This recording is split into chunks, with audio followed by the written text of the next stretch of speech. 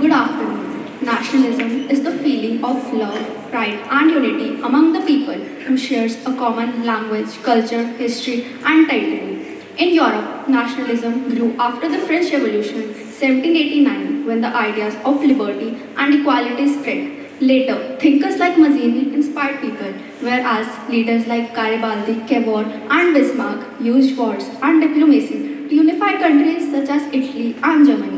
A resplendent afternoon to the October gathering. It is both an honor and a privilege to extend my heartfelt salutation to our esteemed MD Sir, Principal Ma'am, revered teachers, distinguished dignitaries, cherished parents, and my fellow companions in learning. Today, as we convene to commemorate our annual function, we are not merely celebrating academic milestones, artistic triumphs, or athletic conquests. We are, in essence, celebrating the indomitable spirit of curiosity, creativity, and character that our institution tirelessly cultivates. Let's start our assembly.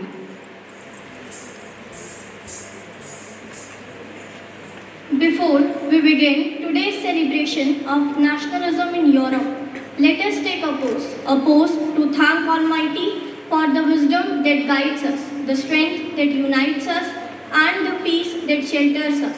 With hearts full of hope and gratitude, let's bow our head and pray to Almighty for guidance and strength. Everyone, please stand up and join your hands and close your eyes and get ready for a short prayer. Where the mind is without fear and the head is held high. Where knowledge is free. Where the world has not been broken up into fragments. By narrow domestic walls. Where words come out from the depth of truth. Where the mind is led forward by thee. Into ever-widening thought and action. Into that heaven of freedom. My Father, let my country awake. Thank you. A single thought has the power to ignite minds and transform destinies. To enlighten our gathering with the wisdom distilled in words, I would like to invite Hardik for Thought of the Day. True nationalism transcends division, elevating a nation by harmonizing its past, present, and future. I repeat my thought. True nationalism transcends division, elevating a nation by harmonizing its past, present, and future. Thank you. Drama is not mere performance, it is the mirror of society, reflecting its struggles, truths, and dreams. With great anticipation, let us now witness a thought-provoking skit presented by our talented students who shall bring history and humanity alive upon this very stage. The French Revolution 1789 to 1799 was a major uprising in France against monarchy, inequality, and injustice. It began when common people from the third estate, suffered from heavy taxation, poverty, and lack of social and political rights, whereas the nobility and the clergy enjoyed privileges. It was a moment where France changed from a monarchy to a republic and democratic ideas spread worldwide. After the French Revolution, Napoleon spread revolutionary ideas all across Europe. After the French Revolution, Europe was in turmoil. Amidst the chaos and the military genius rose to power Napoleon Bonaparte. He promised order but came with both fear and hope. He declares the Civil Code in 1804. Citizens of France, today I introduce you to Napoleonic Civil Code. From this day, no man shall be judged based on his birth, but on his merit. Equality before law shall be the foundation of our nation. Your Majesty, with this code, you have become more than a ruler. You are the harbinger of liberty, leading France into a new age. Yes, under Napoleon, we are free from feudal chains. No noble shall oppress us again. Indeed, the feudal order is finished. Rights of peasants, merchants, and workers shall be respected. Property is protected and trade is free. Justice belongs to you all. Sir, you have given us land, rights, dignity and freedom. Truly you are the messenger of liberty for common people. With freedom of trade, France shall prosper. You have broken the walls that held us back, sir. Wherever our armies march, this court shall march too. Europe will know France not just is for victories but for spreading freedom and equality. Yes, wherever our armies march, liberty shall follow. Let all of Europe witness. Napoleon brings justice, equality, and freedom to its people. Long live Napoleon, long live the harbinger of the liberty, long live France. Though many were happy with the Napoleon Accord, yet others found flaws in it. The demerits were: Napoleon promised equality, but women lost many rights and were placed under male authority. Freedom of press and speech was restricted under his control. Napoleon's expansion turned many countries into his subject, leading to exploitation. Instead of liberty, people often faced heavy taxes and strict control. The dream of equality was overshadowed by Napoleon's dictatorship. Napoleon's rule spread modern laws but also crushed local freedom. His fall in 1815 at Waterloo ended an era, but the seeds of nationalism were already sown. The Battle of Waterloo 1815 was fought because Napoleon Bonaparte has escaped from exile on Elba and regained power in France. European monarchs saw him as a threat to peace, so Britain, Prussia, Austria and Russia formed an alliance to stop him. His attempt to expand and re-establish his empire ended in the decisive battle fought against the British army led by the Duke of Wellington and the Prussians led by General Blücher. The year is 1850. Napoleon, who once ruled over much of Europe, faces his final battle at Waterloo against the British and Prussian forces. The fate of Europe hangs in balance.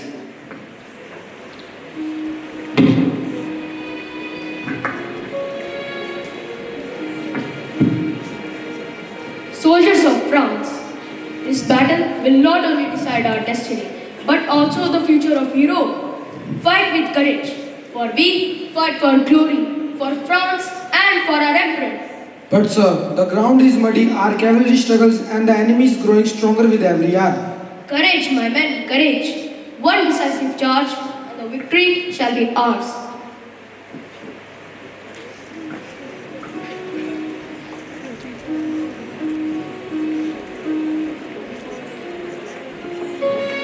Stand firm, hold the lines. Napoleon may be a great general, but today the courage of Britain will break his power. At last, the Prussians have arrived. Together, we shall crush them and once for all. Then this shall be the day when Europe is freed from Napoleon's shadow. Sir, the Prussians are attacking from the flank. Our men are retreating. Oh no, is this the end of my star? I, who once crowned myself emperor, now defeated in this muddy field of Waterloo. The dream of Napoleon's empire ended here. Defeated by the forces of Britain and Prussia, he was sent into exile, never to return. His fall paved the way for the Congress of Vienna, where European leaders tried to restore old monarchies and redraw the map of Europe. The revolutionary activities carried on in Europe, and now we will witness the unification of Italy and Germany.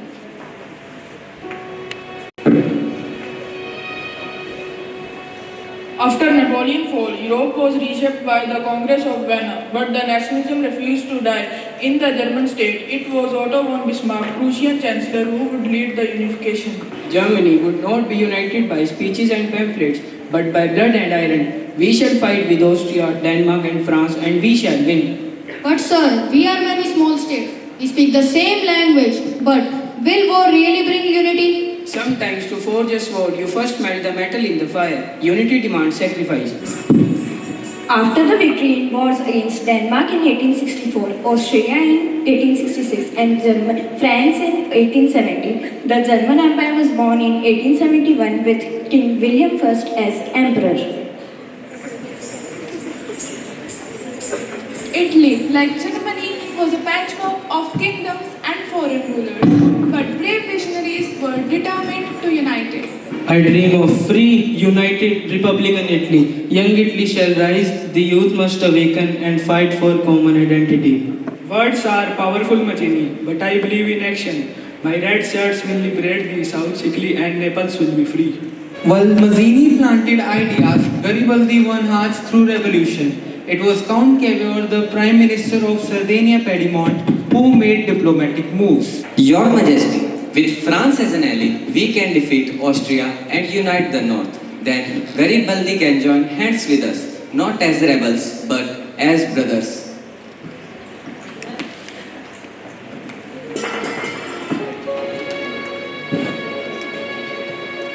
Then let us bring together our people, not just by war, but by vision. In 1861, Italy was declared a united kingdom. Rome joined in 1870, completing the unification. The dream was finally real. So, we learn that freedom can be promised but must also be protected. We speak one language, but we needed one vision to become a nation. Our hearts beat together, not as Sicilians or Tuscans, but as Italians. Thus, nationalism reshaped Europe. A force. Thank you. Thank you. Effective communication is the key to success. In a group discussion, we not only share our thoughts but also listen to others for a deeper understanding. Now, some students from the class are coming for the group discussion. The French Revolution of 1789 marked the dawn of new political consciousness in Europe. It shattered the foundations of absolute monarchy and proclaimed the principles of liberty, equality, and fraternity. For the first time, people began to identify themselves as citizens bound by shared rights, aspirations, and collective belonging rather than being subjects to a common ruler. The legacy of the revolution was carried further by Napoleon Bonaparte, who sought to consolidate and spread their ideas across the continent. His Napoleonic Code in 1804 established equality before the law, abolished feudal privileges, and introduced merit-based opportunities, creating a uniform system admired by many. Yet, beneath this progressive facade lay many serious contradictions. Women were stripped out of their rights, censorship curtailed freedom of expression, and taxation burdened on masses. Moreover, Napoleon's commercial ambitions turned reform into dominations, igniting the resentment and awakening the desire for independence among subjugated nations. The 19th century saw the rise of nation-states, where citizens shared a common culture, language, history, and government. Earlier, people were ruled by dynasties, but nationalism promoted self-rule and the idea that sovereignty rests with the people.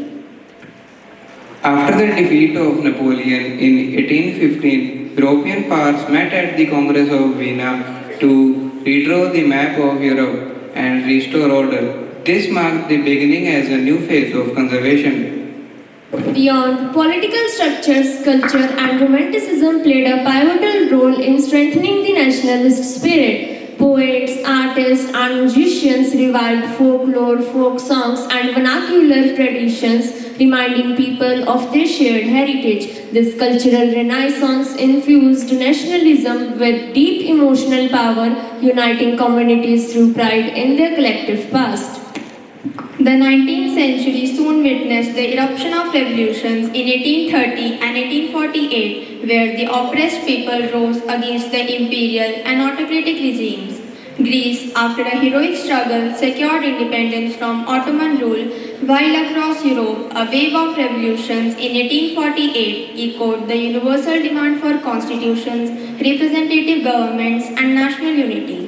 These uprisings revealed that nationalism had matured into a decisive political force that could no longer be suppressed by monarchs and empires. Its most remarkable triumphs were seen in the unification of Germany and Italy. In Germany, Otto von Bismarck's policy of iron and blood brought the fragmented states into a powerful empire. However, a growing sense of German identity and desire for economic unity gave rise to unification efforts. Yes, the person who made German unification possible was Bismarck, and finally in 1871, Germany was declared as a unified empire at the Palace of Versailles with Kaiser Wilhelm I as its emperor. In Italy, unification was more complicated. Italy was divided into several kingdoms and controlled by foreign powers. Austria in the north, Pope in the center, and the Bourbon rulers in the south. The dream of unification was kept alive by the patriotic leaders and revolutionaries. In Italy, the vision of Mazzini, diplomacy of Cavour, and heroism of Garibaldi united Italians one flag. These achievements symbolize victory of nation, struggle, and redefines Europe's political map. After a dramatic unification of countries like Germany and Italy in 19th century, Britain's path to become a nation state was quite different, often regarded as strange. Unlike other European nations, Britain gradually transformed into a nation state through parliamentary acts, economic changes, and the expansion of political powers. This process was led by English elite who imposed common identity on other parts of the British Isles, namely Wales, Scotland, and Ireland. However, nationalism was not always a being force. By the late 19th century, it acquired an aggressive and competitive form.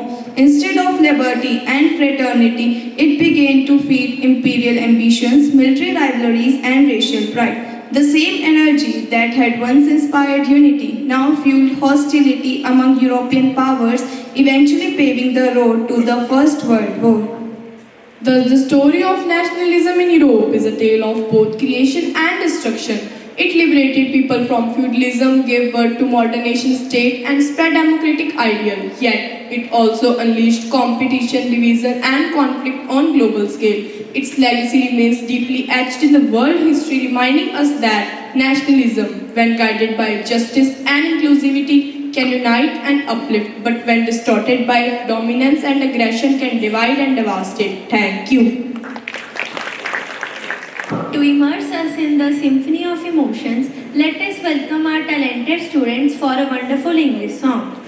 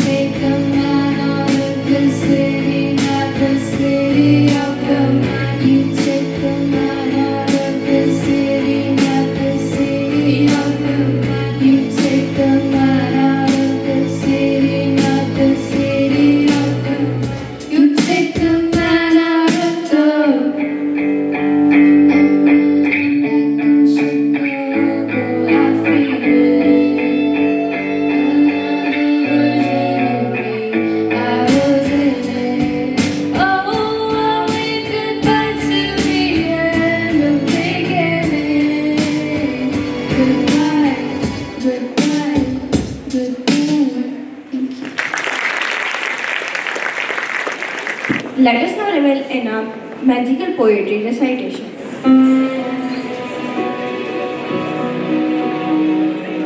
It's not in words alone we speak, nor flags that flutter high each week. It lives within a beating heart, a vow from which we'll never part. It shines when unity holds the land, when strangers walk hand clasped in hand, when courage blooms in the darkest night, the truth stands tall for what is right. It's not in hate, nor bitter cries, but hope that lifts up our nation's sky. It grows when justice lights the way and freedom dawns on every day. So let our love for the homeland be as boundless as the mighty sea, and a pledge to keep her proud and strong in every heart, a nation's song. Thank you.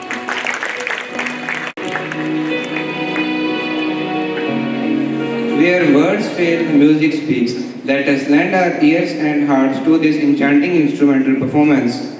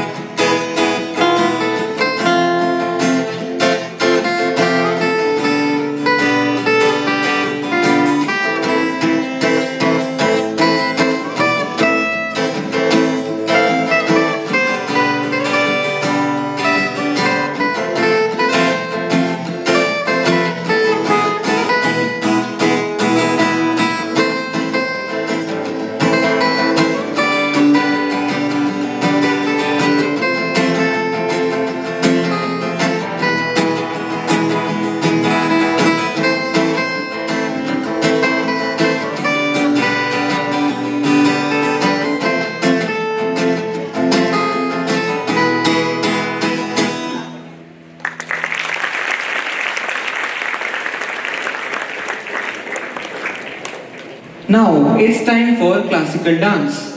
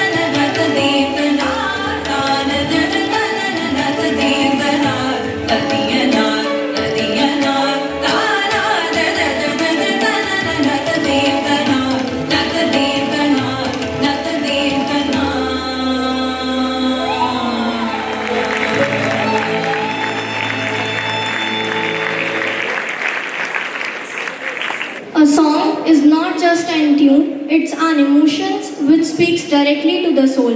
To awaken those emotions, I would like to invite Guni Vadwa for melodious Hindi song performance.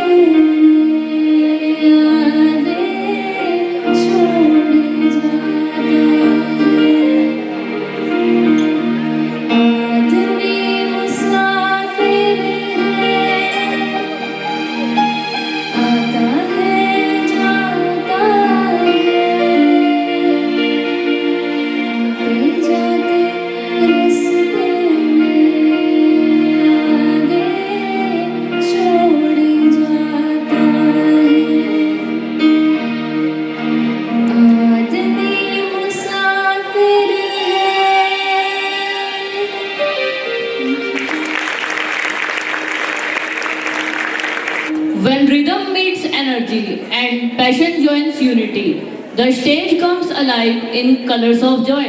Prepare to be enthralled as our vibrant performers set the floor ablaze with their group dance. Contender that refused to give up.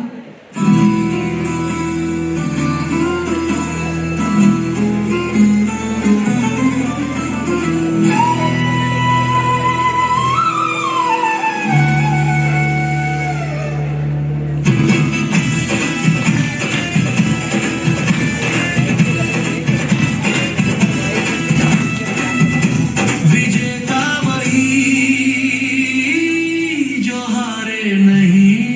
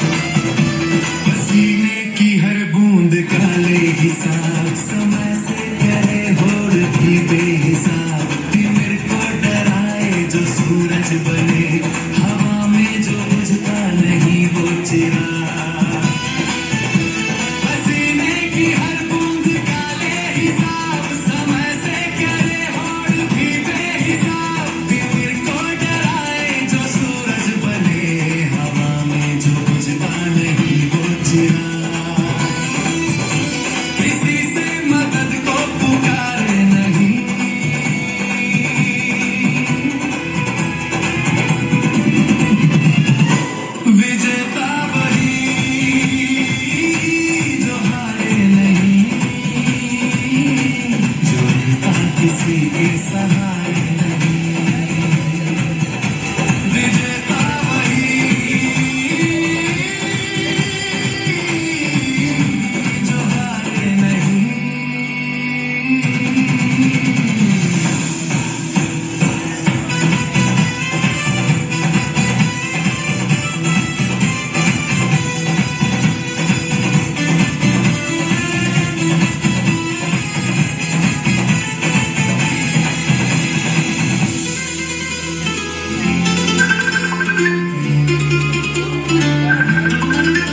गिरावट से जो सीखता है सदा मुट्ठी को जो भींचता है सदा जो इतिहास लिखता अमर होने को जो श्रम से सपन सिंचता है सदा विजेता वही जो हारे नहीं जो रहता किसी के सहारे नहीं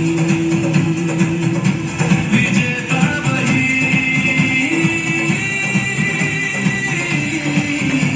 जो हारे नहीं